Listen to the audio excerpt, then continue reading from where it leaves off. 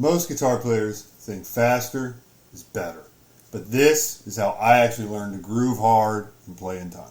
Alright guys, what's up? It's Matt Schultz with Matt Schultz Music. Today we're talking about 3 practice ways. 3 ways to practice with the metronome that will transform your time and groove. We're going to go from simple and straightforward to uncomfortably slow and difficult. Buckle up. Let's get to it. To get started, you just need 2 things. You need a metronome and a way to record yourself. Thankfully, we're all carrying around supercomputers that can do both. You can download any metronome app on the App Store or whatever people on Android use. You can use the camera or the Voice Memos app equipped on your phone to record yourself. So no excuses. Everybody has it. Everybody can do it. Now, for today's purposes, I'm actually going to be running into Logic because it has a little bit of an advanced feature that I like to use, which is that you can look it through the editor in Logic and compare the transients, which are where the attack of the note is, to the tick marks of where the metronome is. I find that really helpful, but it's not necessary. It's so important to record yourself practicing because you need accurate feedback on how you actually sound. A huge part of what we're doing today is training our ear to hear where the beat actually is and where we're placing things, which is really what having good time is. It's hearing how close or far ahead or far behind you are. And so what we're doing is we're going to be training ourselves to be able to do that effectively, which is what really groove is all about. So this first exercise we're going to do is really just a warm-up and is about basic precision. So what we're going to do is we're going to set the metronome around 40 BPM, and the goal is just to play with each click of the metronome. This is all about developing an internal clock that doesn't waver even when things get dense or things are getting really funky. We're just trying to get really solid quarter note time. All right?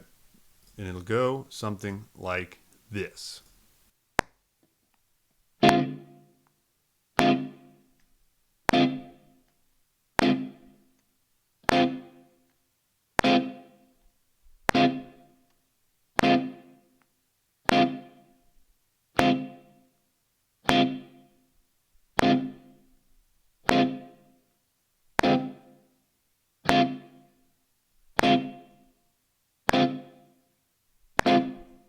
All right, guys, and that's the whole exercise. You can tell a few things up front. I just chose a chord voicing. I was thinking like a B flat 9. The other thing is you want to play short. So we're starting by playing short because we're wanting to match with the metronome.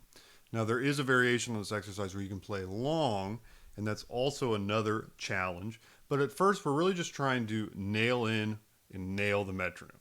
So you'll notice by playing short, I'm really attacking and releasing with the metronome, and the goal is for me to try to just lay right on when the metronome attacks and then release as the metronome is releasing as well.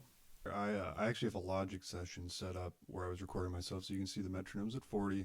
I just have it set at 1/4, which means that you're just getting the same click each time. You're not getting a bar of 4/4 or anything. I just kind of prefer that. It really doesn't make a big difference. And you can see here's my recorded guitar. So one thing I like to do when I do this exercise, and I like using Logic for this reason, is that Logic's going to give you, if you click on the edit button here, this little pencil, the editor, and you go to your track, it's going to give you not only the tick marks of the, in this case, the 16th notes between the beat, but then you can look at your transient and how close you are. So when you go to listen back, right, we can sort of quickly not only hear, but visually see how close we are. So you can see, rushed. That was on, on,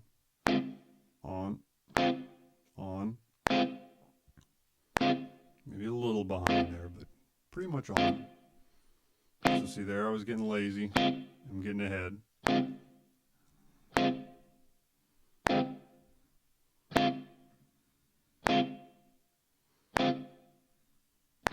Right? So you can see that's a really helpful tool for just visually seeing how close you are. Now, obviously, you know, we're not going to really quibble over this. Would it be great if this were, moved up and closer?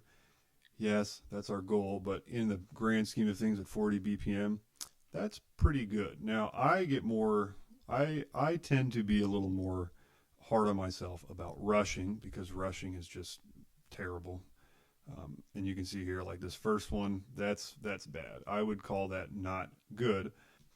So you can see by doing this, you get really good feedback about where you're actually placing stuff in the time versus where the metronome is. This can be a really helpful tool for calibrating and helping you train your ear, because you might do the exercise and think while you're doing it and hear yourself as being right on with the metronome, but then when you record yourself and go back, you'll find that you're actually rushing or dragging.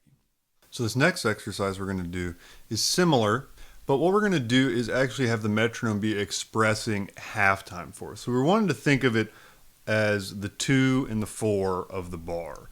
This is the most common accent in popular music, and you can hear it in recordings, because usually the drummer will put a snare drum hit on beats 2 and 4. 1, 2, 3, 4.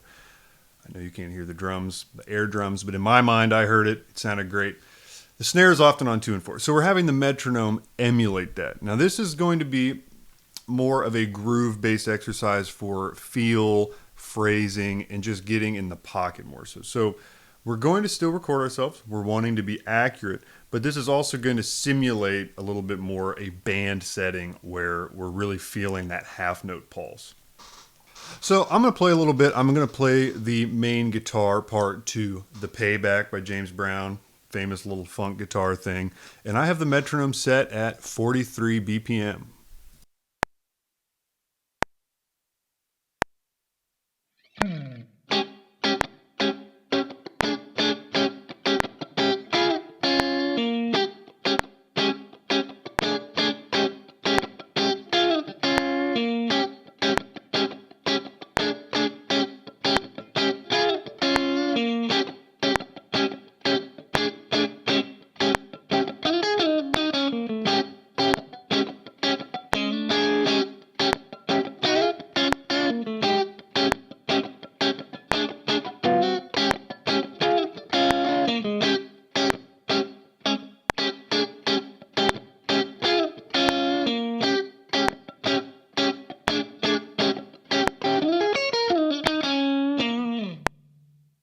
As you do this, a layer higher in complexity is to, one, start with just playing a groove to a song. You can check out the link below to a Spotify playlist I have with some just what I call rhythm guitar essentials. It's basically just songs that have rhythm guitar parts that have a rhythmic feel and in a stylistic vein that I just find indispensable to have studied. Lots of James Brown, lots of meters, spinners, and also some other stuff that might catch you a little by surprise. But in any case, pick one of those and try to get that just solid with the metronome grooving. But to make it more complex, as you get comfortable with it, try to add some of those ad-libs in there. The reason I'm adding them in there is to try to see, okay, how much leeway do I have with this groove? Can I kind of play around it, try to fill around it, make some variations up, and still keep that time feel going? So let's look at the recording and see how I did. All right, so we're back here in our Logic editor. We're going to open up the editor and we're going to listen back. So let's just see what we get.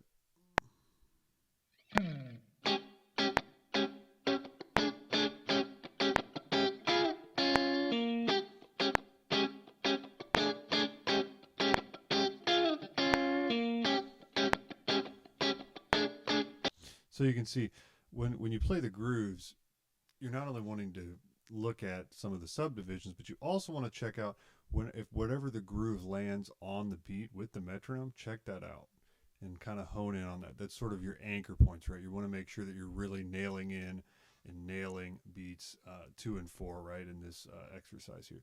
So you can see there, I did fairly decent. I mean, I'm pretty happy with this so far. Let's keep looking, keep listening. A little ahead on that one, right?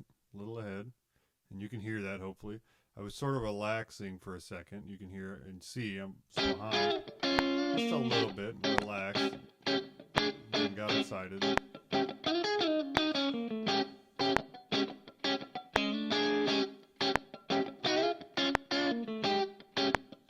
And even when I go to do these fills, right? These little fills. You can see I'm a little ahead. And it's natural that you get excited and start to push the time when you go to do fills.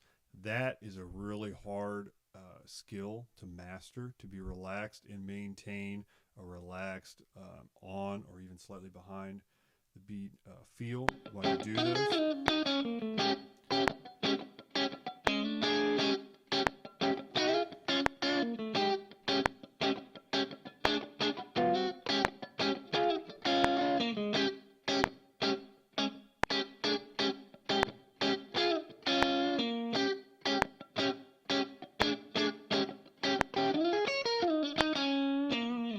You can see there too, right? Starting, these are all pretty much ahead, and then somehow I decided to relax on that long note and kind of hit my subdivision. But just so we can hear again, you can try to hear how settled the groove was, and then when I decided to get cocky and fill, I brushed.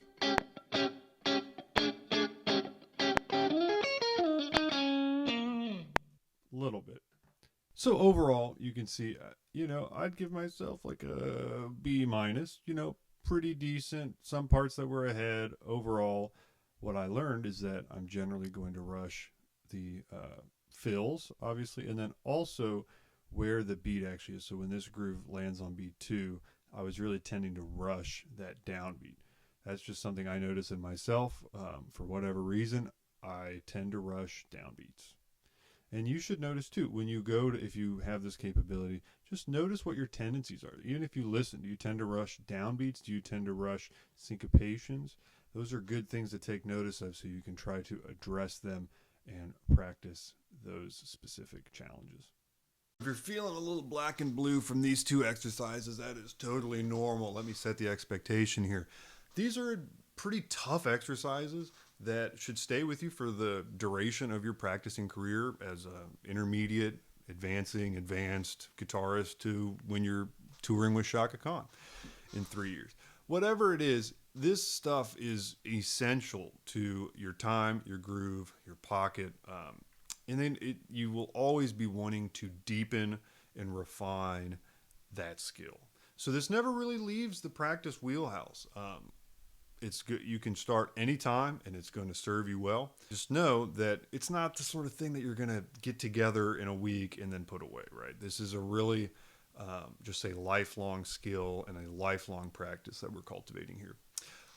But if you made it through those first two and you say, man, I just really want to get that Jedi Knight level going on here, well, then this final exercise is the last boss battle, basically. What we're going to do is, in the former exercise, right, we had the metronome as beats 2 and 4 in a bar. So 1, 2, 3, 4, right? What we're going to do now is actually basically cut that even in half again, half. We're going to cut it down even more. And the metronome is going to be beat 2 in a 2 or 4 bar. Today we're going to do 2 bar cycle. So it's going to be 1, 2, 3, 4, 1, 2, 3, 4, 1, 2, 3, like that, where it's only happening every 2 bars on 1 click. Now this gets really hard, but this is a really good exercise for developing your consistency over time, because basically you're aiming to hit that metronome every 2 bars on beat 2, and to do that, in between your subdividing and your groove have to be consistent, because you don't want to hit ahead of it or behind it. You want to hit right on it. So I'm going to play the groove to Give It Up or Turn It Loose, another James Brown, great groove little thing, and I'm going to have the metronome set at 14 beats per minute.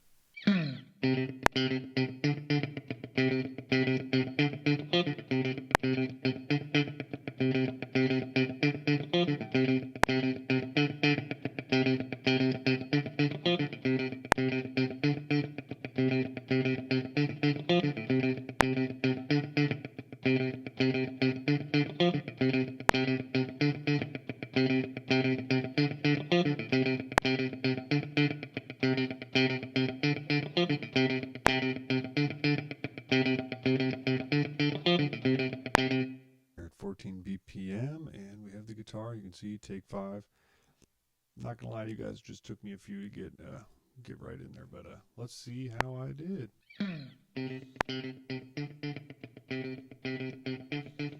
We're going to need some more tick marks than that. We're going to need about 64 probably. When you get to these really slow tempos, you need a ton of tick marks.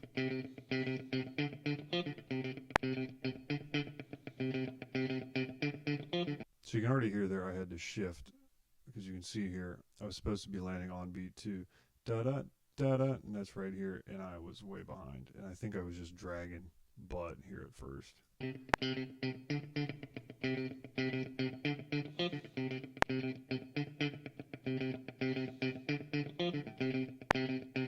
Got a little bit closer that time, you can see.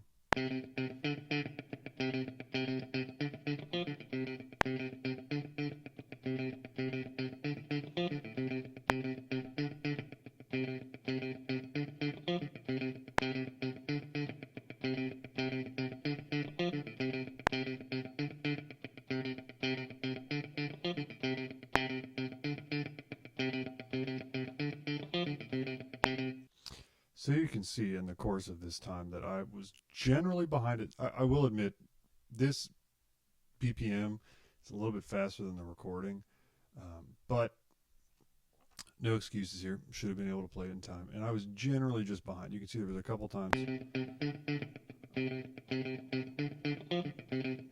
you know, that one I was able to be on. Let me play it back. You know, that one was pretty close. But for the most part, I was a little behind. Now, again, when you do this, part of the goal is just to assess where you are. So in this case, if I was practicing this, I would say, man, I am kind of dragging and generally putting things a little behind the beat. So I'm going to try to nudge things a little bit forward, sort of like I did here at the very end.